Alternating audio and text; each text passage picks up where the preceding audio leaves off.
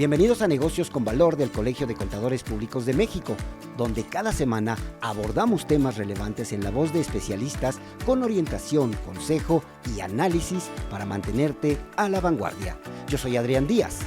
Comenzamos.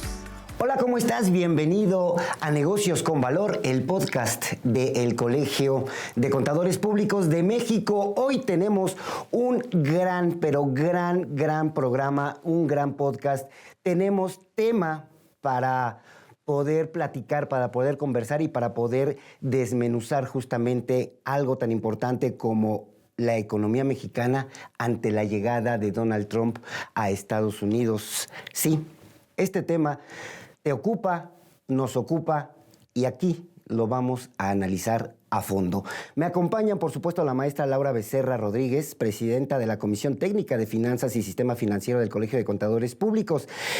La maestra ha participado en consultoras especializadas en aspectos financieros y contables, colaboró en entidades gubernamentales, revisando proyectos de inversión y ha desempeñado funciones de auditoría en empresas públicas y privadas. Maestra, bienvenida. Gracias por la invitación. Gracias. Y me acompaña también el maestro Sergio García Quintana, integrante de la Comisión Técnica de Finanzas y Sistemas Financieros, por supuesto, del Colegio de Contadores Públicos de México. Su experiencia en el sector financiero, incluyendo niveles directivos en el sector de banca múltiple, consultoría, administración de riesgos y productos financieros. Maestro, bienvenido.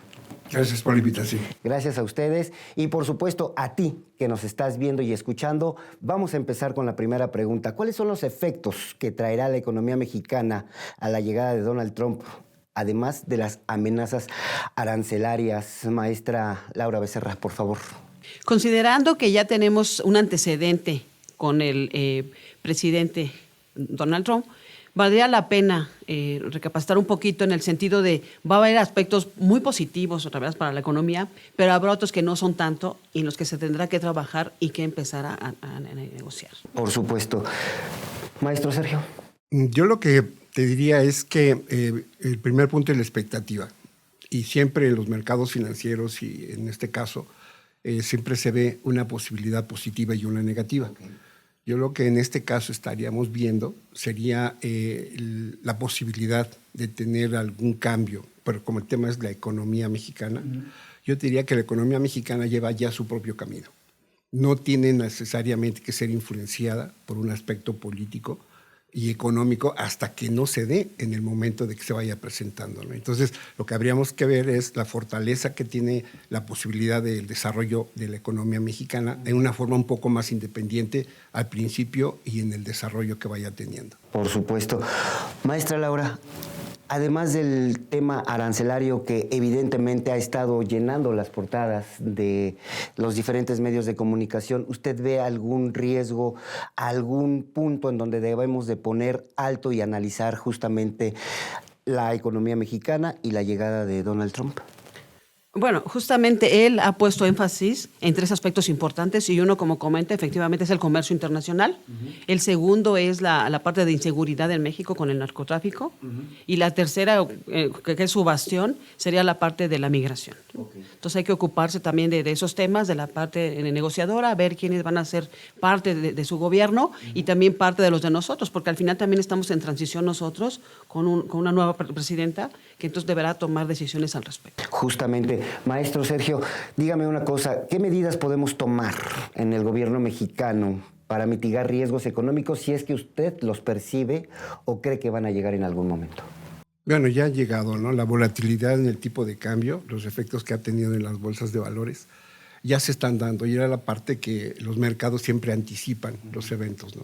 Cuando dices ya lo descontó el mercado, es porque ya asimiló un cambio, ya lo mostró en subidas y bajadas y en esa volatilidad que se está dando. Lo que yo veo es que se va a mantener esa volatilidad mientras no haya una definición de hacia dónde va la relación que tiene México y Estados Unidos. Pero yo pienso que tiene una parte modular que es la negociación. Cuando tú te sientas a negociar, estás sentándote con una ventaja o con una igualdad contra tu contraparte. Y la posibilidad es que obtengas un beneficio tuyo y también obtenga un beneficio de la contraparte.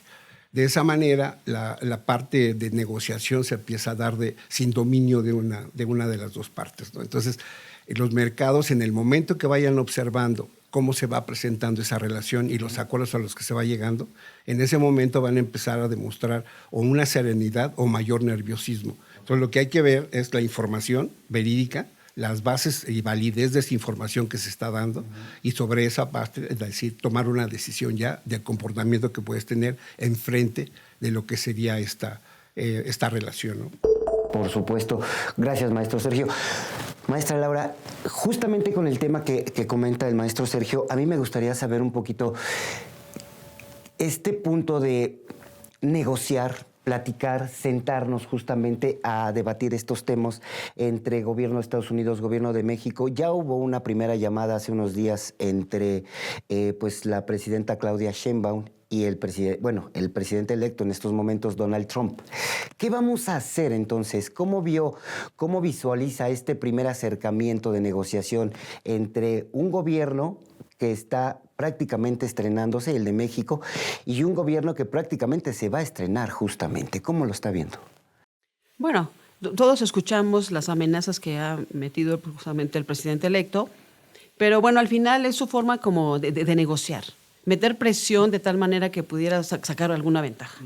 Pero bueno, esto no lo vamos a ver ahorita y va a haber, la verdad, bastante incertidumbre. Yo le considero de aquí al mes de julio del 2025, que es cuando se define si se va a hacer una revisión para volver a ver algunos puntos importantes del TEMEC. Entonces ahí sí podríamos decir, bueno, ya hay una certeza de algo o hubiera una certeza de algo, si es que hay puntos que se tienen que negociar. En este caso hay una parte muy trascendente que lo que está haciendo es tratar de, a través de la parte comercial, meter los puntos que mencionábamos ahorita. Lo que sería, y qué es lo que van a hacer respecto a migración y qué es lo que van a hacer respecto al narcotráfico. Y eso lo va a estar como condicionando, ¿no? Entonces sí hay que tener mucha paciencia e inteligencia para hacer una buena negociación en ese sentido. Justamente. Maestro Sergio, cuando vimos esta llamada telefónica, los mercados reaccionaron y reaccionaron bien. Sí. ¿Cómo califica entonces usted este primer acercamiento? Yo lo califico como necesario, porque no hay que esconder nada, no hay que poner una supremacía de ninguno de los dos lados, ni de los tres lados, diría yo, que fueran el Tratado de Libre Comercio, los tres países. Y esta relación precisamente es en un nivel de confianza y credibilidad que se debe de dar en cuanto a la garantía de lo que ofrece cada uno de estos países. Lo que ofrece políticamente y lo que ofrece económicamente, que todavía es muchísimo más importante, ¿no? La aportación que hace México de ser el primer socio comercial de Estados Unidos y todo lo que es el intercambio de mano de obra, aún con esta fuerza inmigrante, y todo el efecto que tiene económico en la participación de Estados Unidos, tendría que ser tomada en cuenta por el grupo de Trump y todos sus asesores, y en un momento real, más que político, porque hoy por hoy las declaraciones son políticas, claro, y siguen siendo políticas hasta que no tome posesión y se siente ya viendo la economía de Estados Unidos y la de México desde un punto de vista ya sereno, ya sentado en la silla y con las consecuencias que pueden tener sus decisiones. En ese momento yo siento que va a ser el momento real, económico, y dejará de ser un poco político, porque ya está ocupando el puesto que la promesa política lo llevó a ocupar, ¿no? Ahora, este punto es importante, maestro, y me gustaría, maestra Laura, que nos diera su punto de vista, porque al final del día ya se empiezan a ver acciones, ¿no?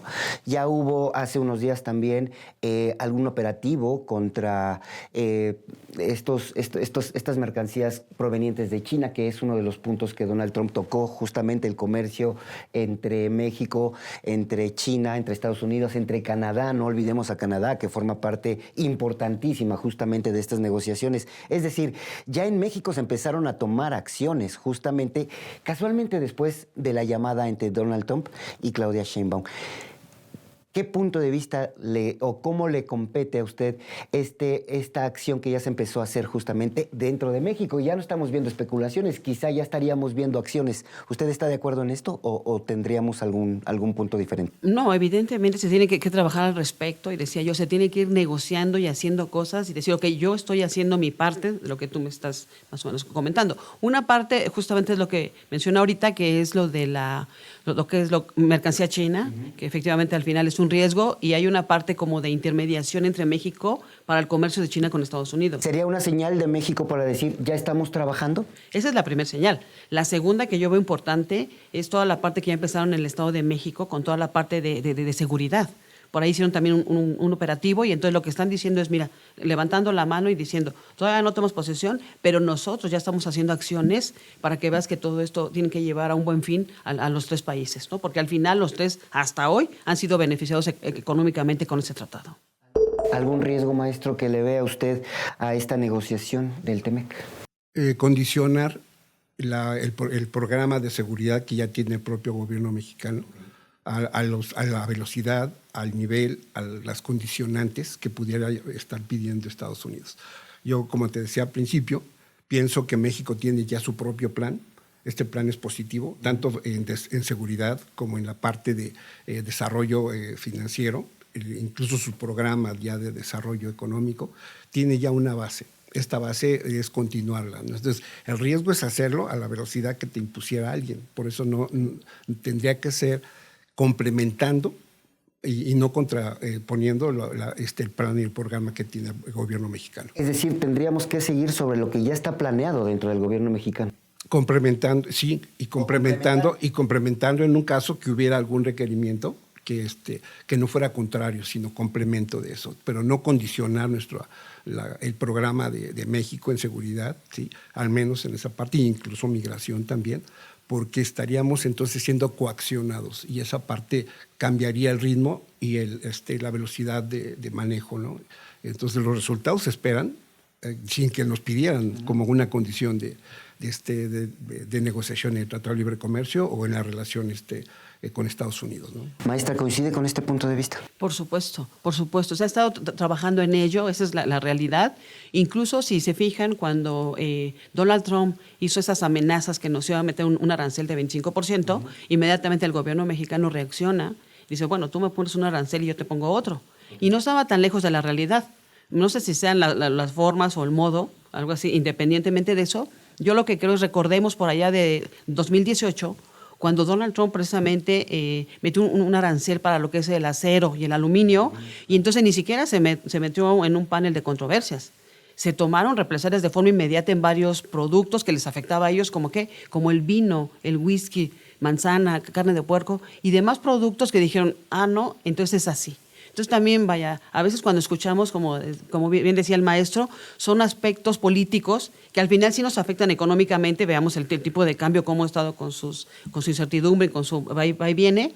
Entonces, lo que sí es importante es que el gobierno sí está haciendo cosas, ya tiene un plan, y la verdad es que tampoco no son nuevos en esto, ¿no? Entonces, yo creo que sí tenemos que ser lo más inteligentes y como con calma llevar ese asunto a buen fin. Yo creo que yo coincido justamente con los dos, pero aquí tendría yo un punto importante.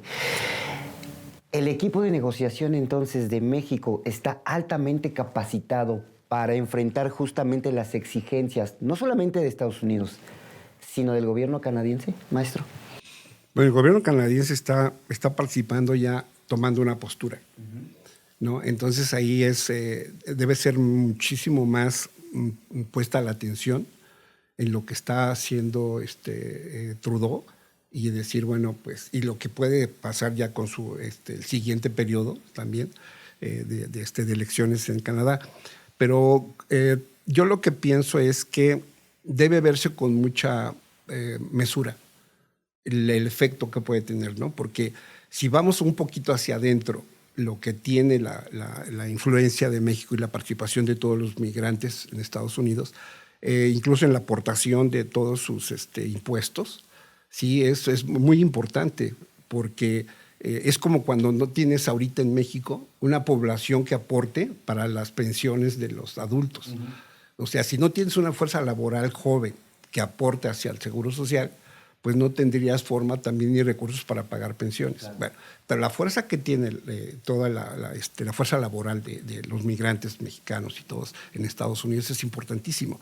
Entonces, si lo empezamos a ver ya con un poco más de amplitud y análisis, todos los números y los indicadores de lo que es la participación en Estados Unidos, de toda la fuerza mexicana y todo el comercio, el efecto del impuesto adicional, pues va a encarecer a Estados Unidos. Y no olvidemos que Estados Unidos es el país más endeudado del mundo, claro, ¿no? Entonces, son efectos que vamos a tener que tomar en cuenta. Por eso decía, tenemos que empezar a ver, para ver ya sentados y los efectos que puedan tomar, más que otra cosa, porque pueden ser efectos nocivos más que beneficiosos. ¿O laterales?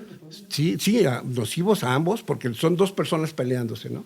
Y ninguno de los dos gana, ¿no? Aunque uno pegue más que el otro y todo eso. Entonces, una parte mucho más medida, mucho más inteligente, digamos, como dicen las personas, hablando se entiende la gente, claro, ¿sí? Entonces, yo digo que esa es a este nivel, digamos, tan alto que tenemos de la participación de grandes líderes, en este caso de nuestro país y de los países, ya por eso decías, todo el equipo de negociación, tienen que tomar en cuenta todo eso para poder llegar a un acuerdo y los argumentos y la consecuencia de todo eso de un resultado positivo para ambos. Y eso volvemos a la negociación, ¿no?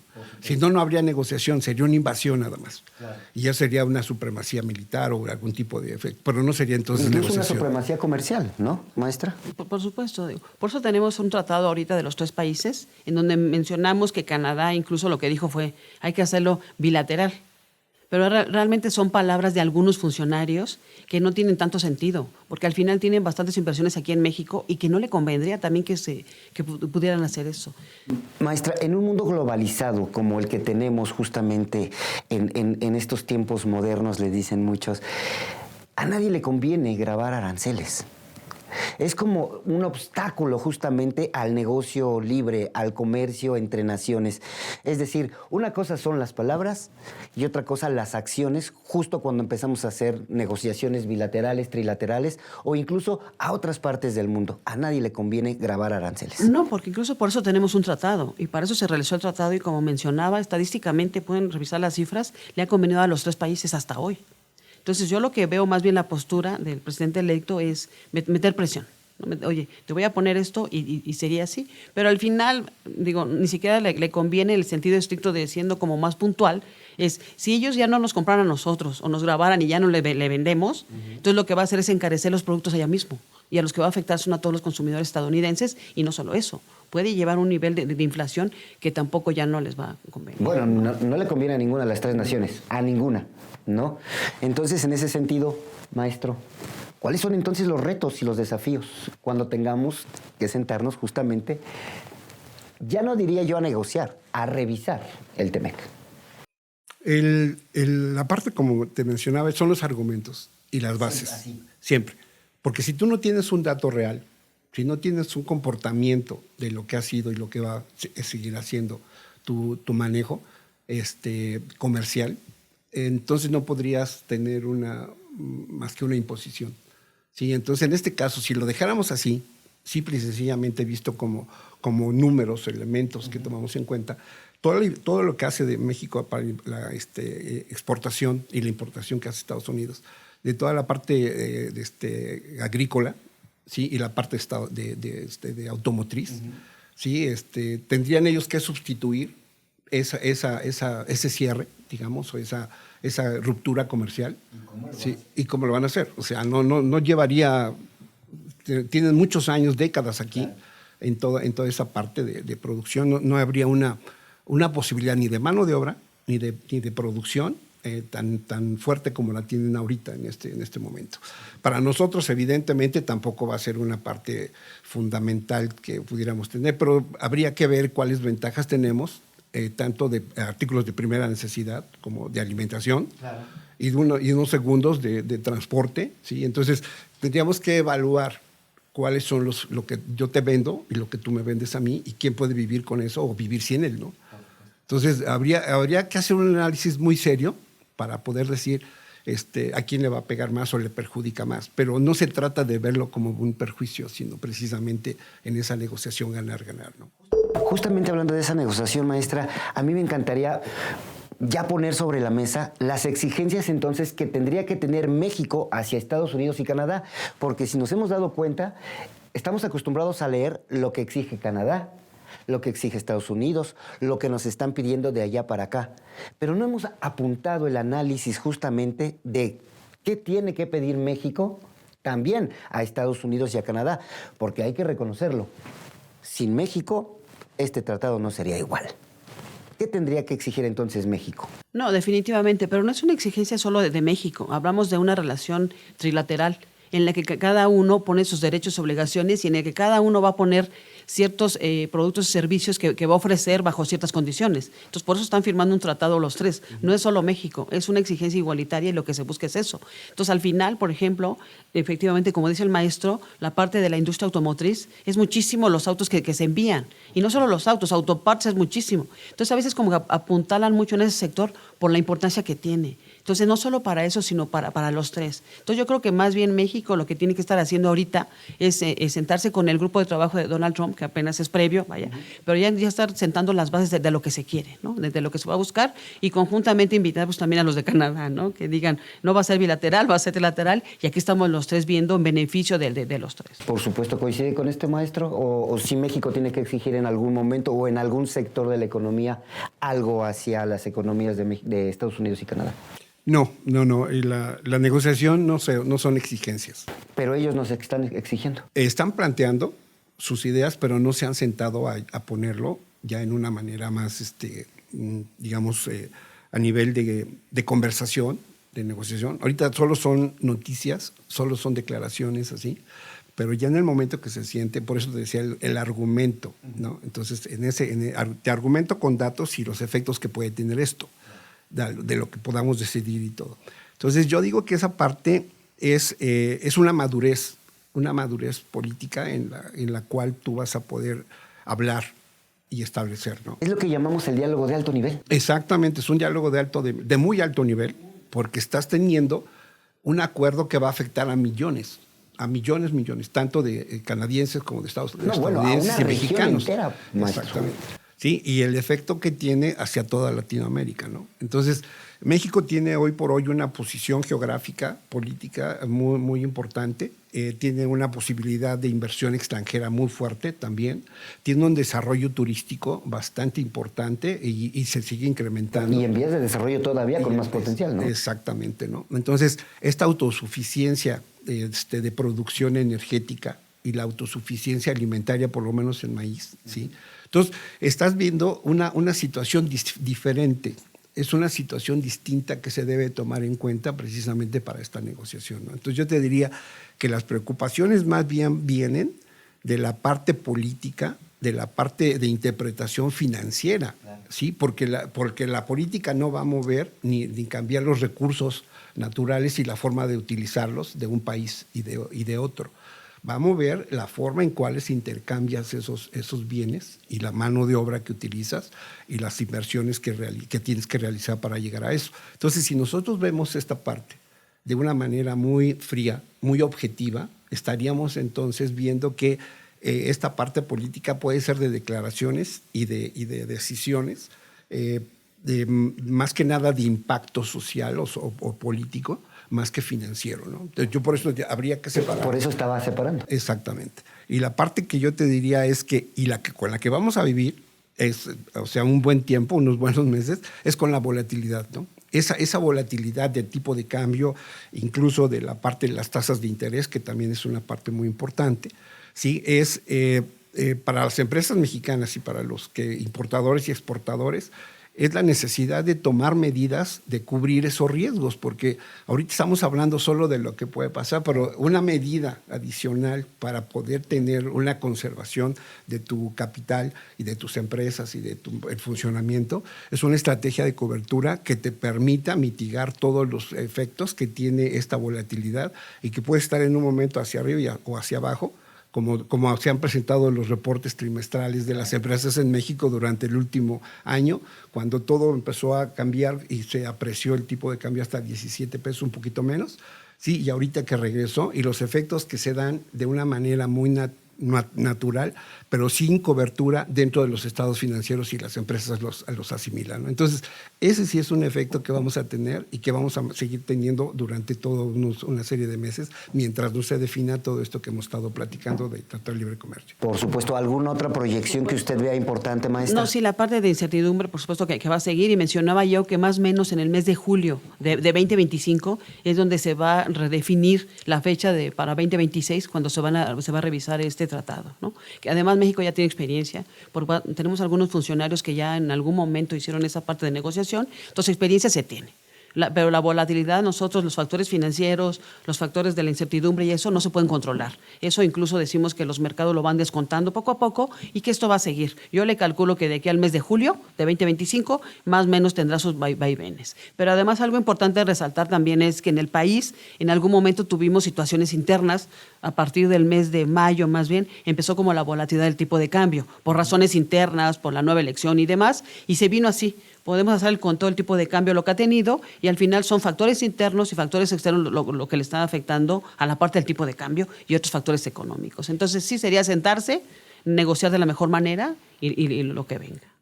Para ir cerrando la conversación, maestro, conclusiones, y le diría, ¿ya está formando parte el cuarto de al lado, el famoso cuarto de al lado, el sector empresarial, de estas negociaciones para llegar justamente a la mesa con más fuerza?